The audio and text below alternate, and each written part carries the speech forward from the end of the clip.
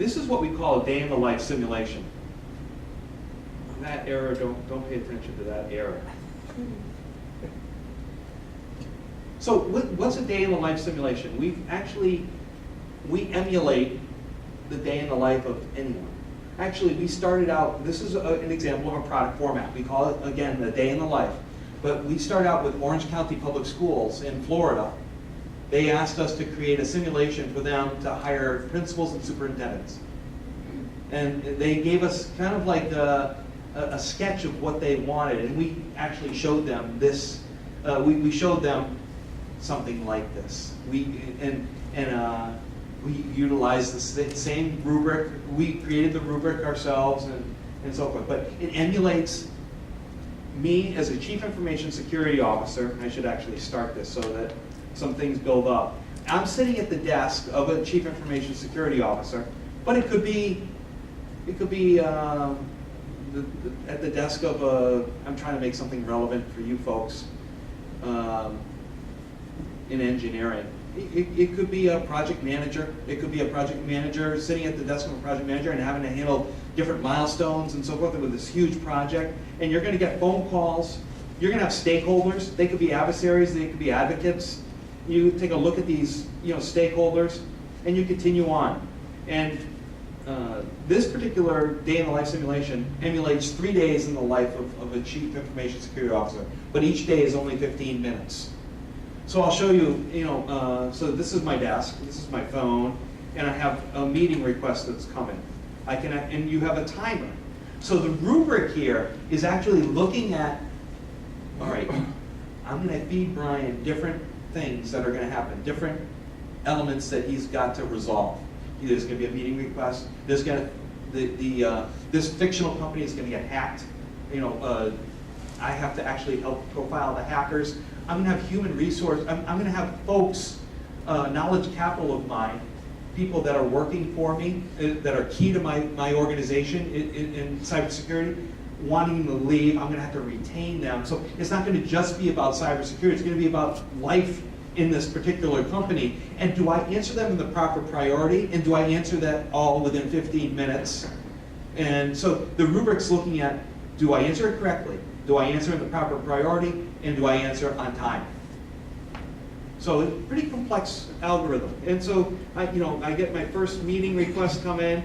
That this person, Allison, has and someone wants me to do a presentation on anonymity and pseudonymity. I can't even say that. So I have two different things. I can decide what to do first. I'm going to choose privacy, and I'll act. And I think she's going to, start to quiz me. Okay, here's the first privacy issue. The FBI has asked for emails that went between Fury and executives, blah, blah, blah. So I have to actually respond to this. And we've left, we left the person faceless because we don't want to prejudice the student. We want them to put their own face on that person. We did that was intentional. So I'm going to answer this. I'm just going to guess. I'm going to submit. And then what's going to happen is I'm going to get follow-up questions based on how I answer. So it's ultimately a threaded decision, a threaded scenario. So I'll continue, and I'm just going to answer these. But I think you get the idea. And then I can actually, I haven't finished. Once I finish, it's going to give a green box there. Let me just do this very quickly. But as we're doing this, I got an email too, that this, from about anonymous communications. And so as we discussed last week, we have a call to go over, anonymous communications, blah, blah, blah. So, this is going to come in all over 15 minutes. At the end, and I'm not going to get any feedback. I'm going to just get some anecdotal feedback from the people that are actually trying to get my advice that, oh, that sounds right, but I'm not sure. But this is what we call a closed loop simulation. And at the end, the student is going to get a very, very detailed summary of how they did. And just show you, rather than torturing you for 45 minutes, we break down each of the categories. How did I deal with a troubled programmer? How did I deal with profiling? How did I do on anonymity and pseudonymity or security? And these are just screenshots, but I wanted you to see that simulations can be used as an assessment tool. I mean, they can be used as a way to demonstrate competency. And when you're demonstrating, how else are you going to do something like this for a chief information security officer, other than putting them into a company and maybe doing a much lower profile job and not getting the same type of experience. So this is one example of a product format. And again, this is in each of the courses that we did for UMUC, and there were 9 of them. Each of the courses had 15 hours of self-paced learning. Remember the one that I showed you first, that I showed you started out with a scenario? Each of the courses had 15 hours of that.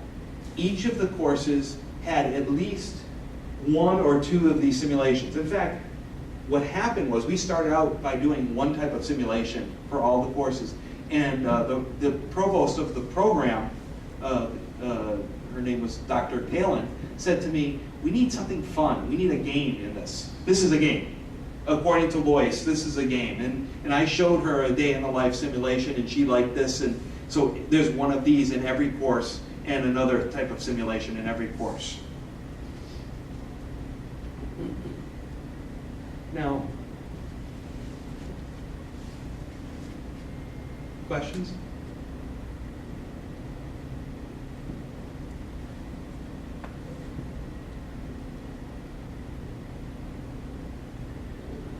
Yes, one question for you, Bryan.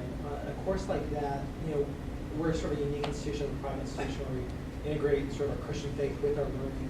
How much control does the customer have over writing those simulations and giving feedback to say, hey, I really like one of the options in one of those responses to be framed? Probably more than you want. Okay. Okay.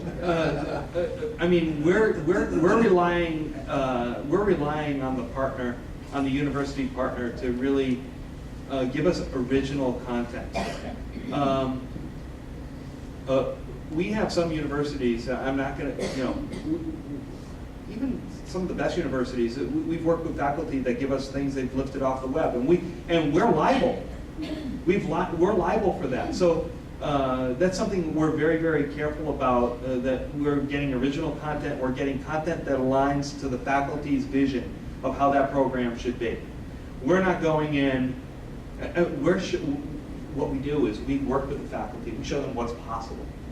But the faculty ultimately, they own the program. We don't own it, and the university is going to own it in the end, or So it's absolutely we rely on the faculty. And if it's faith, it doesn't matter if it's faith-based or not. We really rely on the faculty. Okay. Yes. The appearance of these is really top-notch. I mean, how many of your team are graphic designers? Every team that we put together has. I'll just show you, tell you about an example of a sample team. We'll have a project manager. That project manager either is on-site or off-site, depending on the university's requirements. There's at least one project manager. There is a content person, someone that's, there's an instructional designer. There's at least 1 or 2 graphical designers. And what we do is, before we even launch, we show the client, we show the customer, here's some possibilities.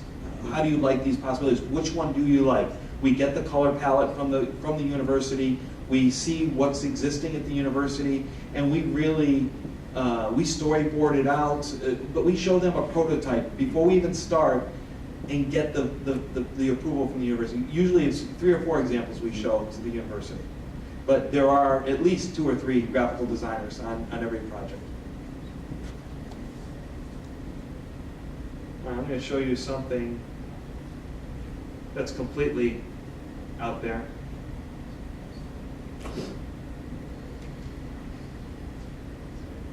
So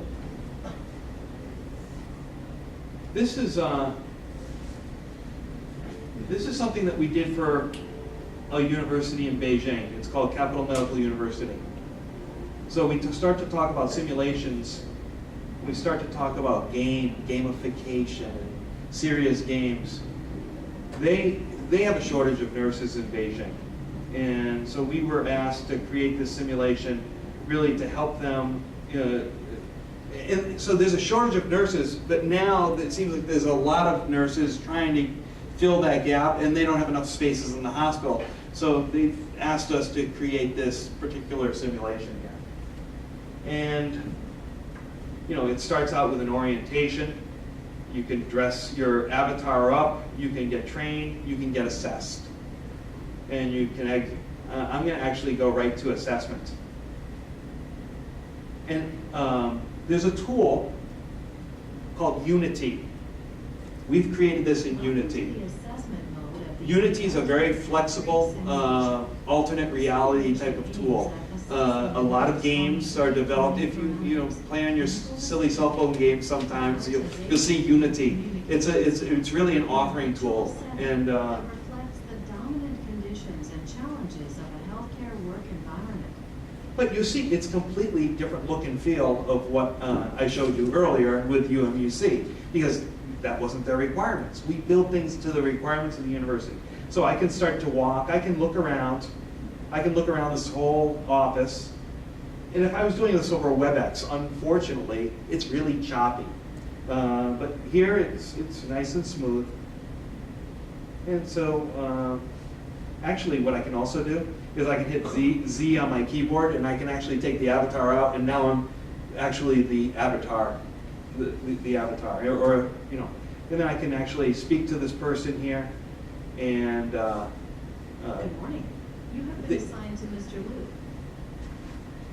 Okay, so I need to have a conversation here. Mr. Liu arrived and all the information. I'm going to get this. It's actually not a conversation. I'm going to go into a conversation in a minute with Mr. Liu. But before I leave, I actually have to look at the patient history. I have to look at the patient report that might have different tabs on it. So before I even go off, and speak to this, and this is incidentally on myocardial infarction. Mr. Liu had a heart attack. So I have to actually take complete charge in this. I have to order blood work, and I'm being assessed through this whole thing. I'm being assessed right now. If I didn't pull that up, I would have gotten an assessment, a poor assessment there. Incidentally, I'm not a nurse. I don't know if you folks know that. If I had a room full of nurses, I might have a nurse on the phone right now to be able to demo this in a very thorough fashion. But now I can actually go to his room. It takes some skill. Oh, also look, we even got the detail. I don't know if you can see over her left shoulder. We have her in the mirror. So little details like that. And I can go. And incidentally, they gave us what their room looks like. And this is also available in Cantonese. I don't know if you noticed that there were two different. I could click on English or I could click on Cantonese. So there's a phone there. They showed us photographs of how they wanted their hospital room.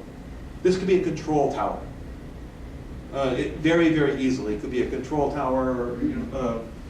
So I have to actually check I have to do a physical assessment of the patient. But I think before I do anything, I should have checked his. He has a wristband. The first step is to check his wristband. I've done this enough times, and I didn't do that. So I can look at the IV site. I can say, is there, can you spot any redness or swelling? I'll say yes, and I'll actually go over and take a look at his vital signs. I have to go over to the other side of the bed, and here I can check his armband. There's a complete checklist to go through, and I'm not doing it in order right now. So I'm going to do miserably on this. I can look at his IV. And by the way, things that I do are going to, not his IV, his vitals.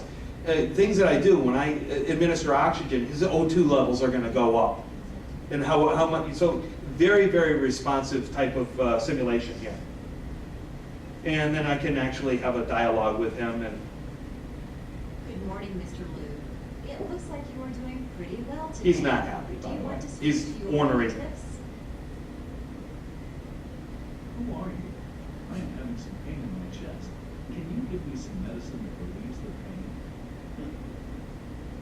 So I have to respond to him, you know. I am Nurse Su Yan. You know, I could have told him to settle down, but that might not have been the right way to, you know, approach this show. Date of birth first? I am Liu Cheng. My date of birth is... Let me just get through this conversation, and you'll see, I'm gonna do a bunch of other things that aren't right, and I'm gonna get a visible score on this, but you see, I can actually administer medications, I can call up for blood work. Could you please rate the pain on a scale of 1 to 10, where 10 signifies the highest level of discomfort? It's not very intense. By the way, we're doing this for criminal justice. We're doing this for victimology. We're doing these types of simulations where there's a victimology one that we're doing where you actually have to go through the house and look for, you know, how the criminal broke into the house and different instances. You had to look for things that are wrong. It's pretty fun, as a matter of fact. Okay, that's fine.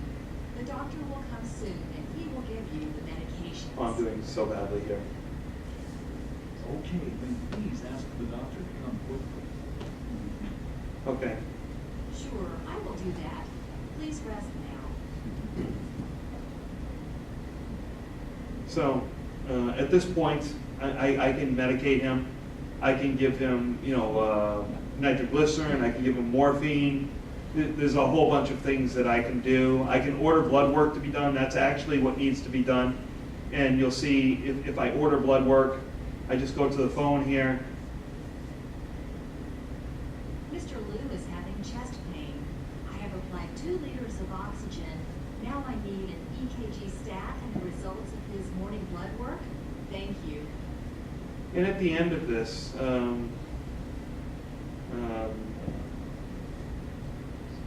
you'll actually see this become available, you know, and I didn't get one acceptable there. So clinical procedures, evidence-based practice, all of these things are being monitored as I go through this. So again, it's an example of something you might not have seen in the past. And you know, it's being used in a lot of different places. Let me just show you another example. We have about 5 minutes. You know, we're working with a company called Synovus. I don't know if you folks are familiar with Synovus. They're based in Calgary, and they're big into oil and gas. It's an energy company. And we're using all simulations for this, you know, for this particular, simulations that use Unity. In fact, I'll just show you really quickly, because you know, it would resonate with you folks because it's engineering. Let me just show you really quickly here.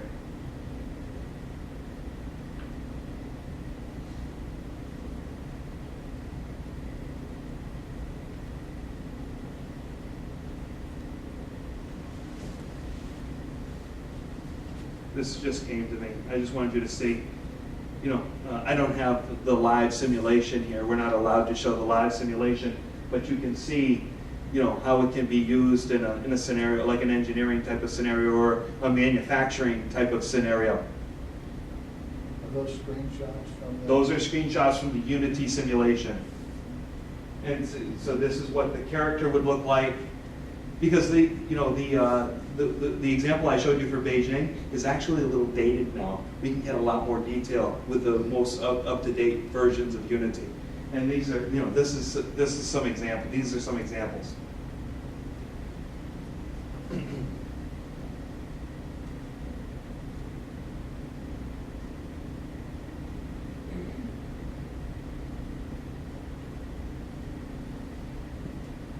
And we're also doing this, you know,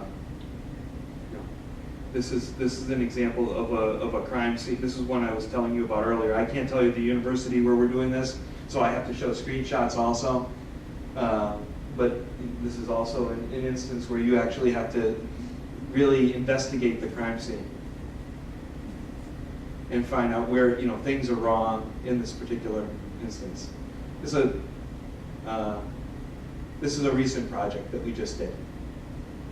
And you have to actually, not only do you have to, point out where, clues are, but you have to actually explain why is it a clue, why is it important.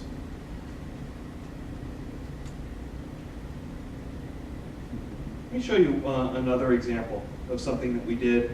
This might be one of the last ones, unless there's, if you folks want to stay, that's fine too. This is a project management simulation that we did for FIT.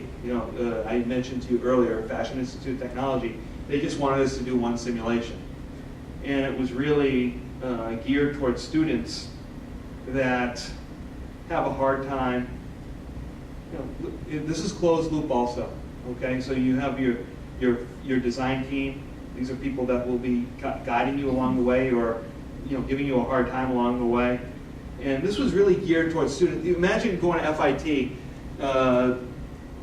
probably you have the opposite type of student than you would in your engineering classes. You've got, I gotta be careful. I was an art major, by the way. So, so I can say, they're not. It's possible they're not that data driven. They're not. They're extremely creative, but they might not gravitate towards numbers like an engineering student would. That's primarily the issue that this professor had. He wanted to actually close that gap and make something engaging for the student, draw them in with starting to do some creative things, but then having them handle the project management aspects. Fashion isn't just about drawing a beautiful a gown or creating designing a trendy type of thing. It's also, you have to procure fabric, you have to actually project sales and so forth. So my job here as a student is really to first decide on a trend. Actually, I just clicked someplace I wasn't supposed to click.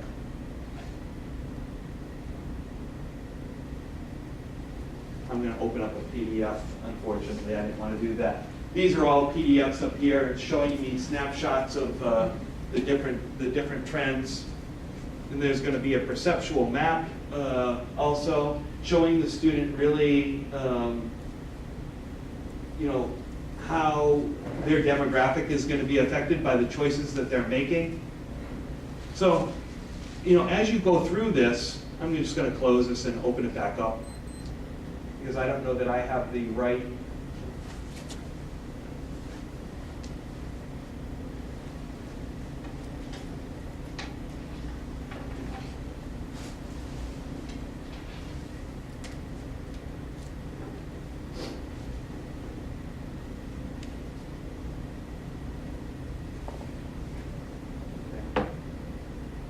Well, better.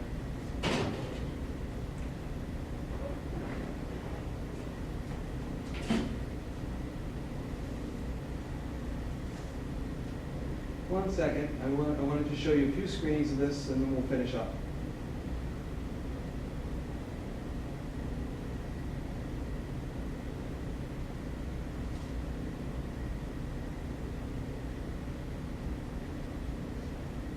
We put a scenario into everything.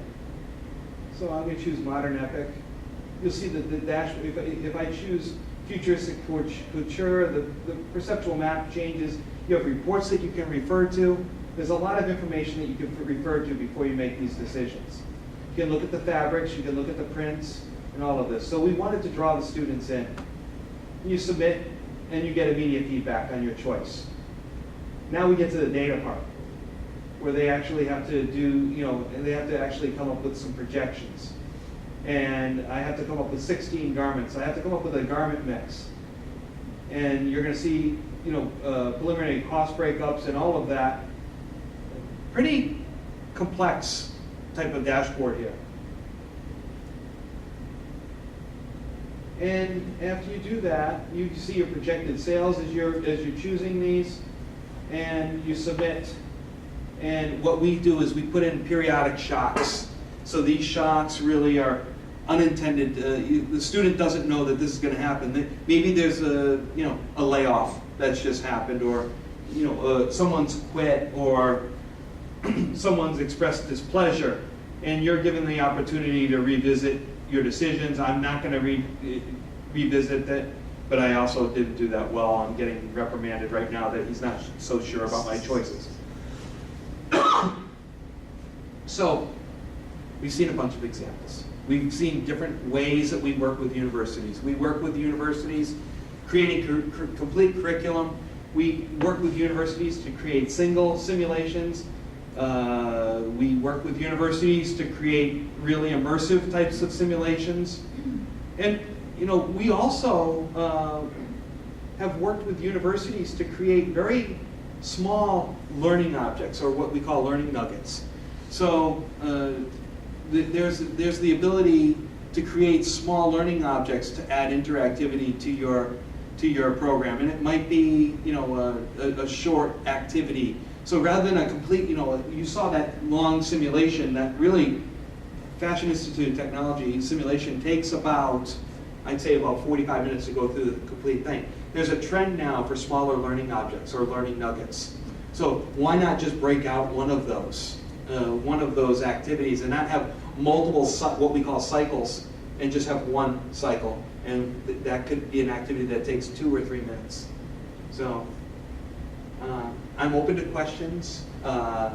Matthew also has my name. If you have any, if you feel reluctant to ask questions, you can ask Matthew to contact me, and I'm just wanted to show you what's available out there. Okay?